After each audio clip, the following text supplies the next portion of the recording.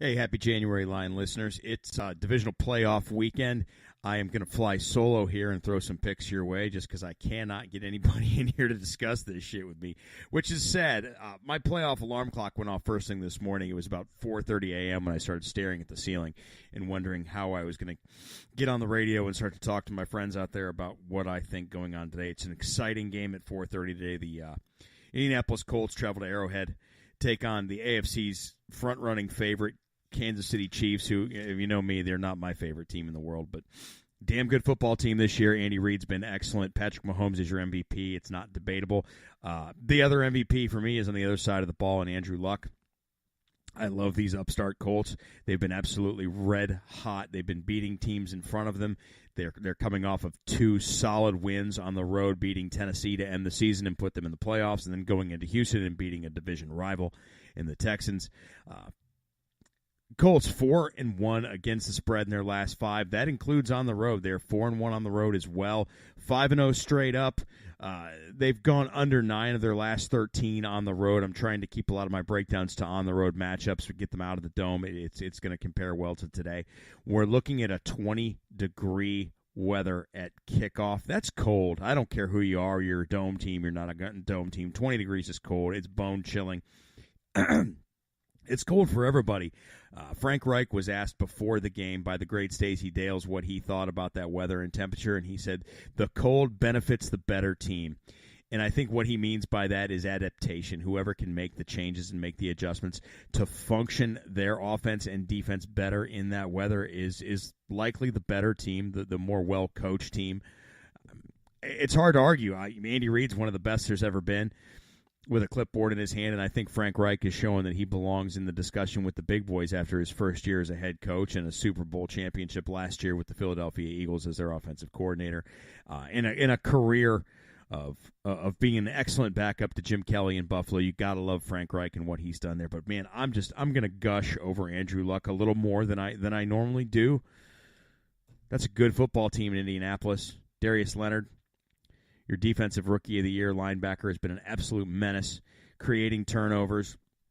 I'm excited all around.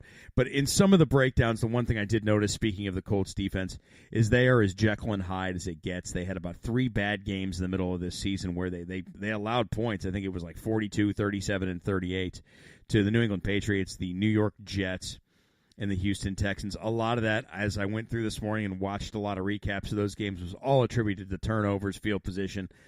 Luck was a little sloppy. Marlon Mack was a little sloppy. You can't turn the football over in the playoffs. When you do, you lose. There's no doubt about it.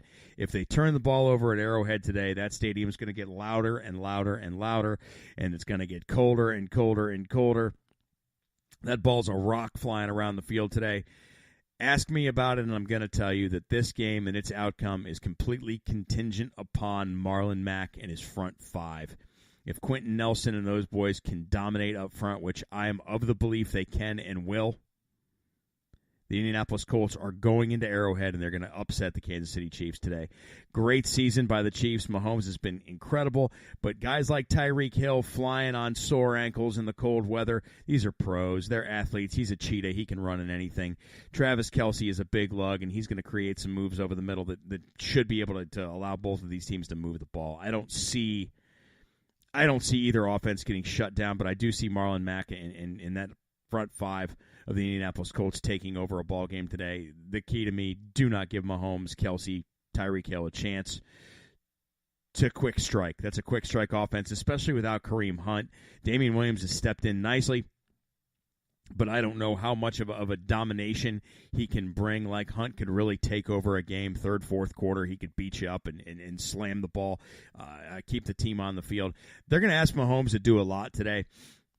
They're going to key on Kelce and Hill. Guys like Demarcus Robinson might be your FanDuel DraftKings sleepers today, but I look for the Indianapolis Colts plus 5 points. I love that. I see it at 28-3. The Colts are going to find a way to get this done in Arrowhead and move on. But, boy, I can't get more excited about a game. This is the one I like. So that's your quickest 5 minutes in football right there. That's the game I love this much this weekend. Take the Colts plus 5. You also have a plus 180 on the money line. If you're going to do it while you're in there, you might as well throw a money line back up on that play and jump all over it. Go Colts.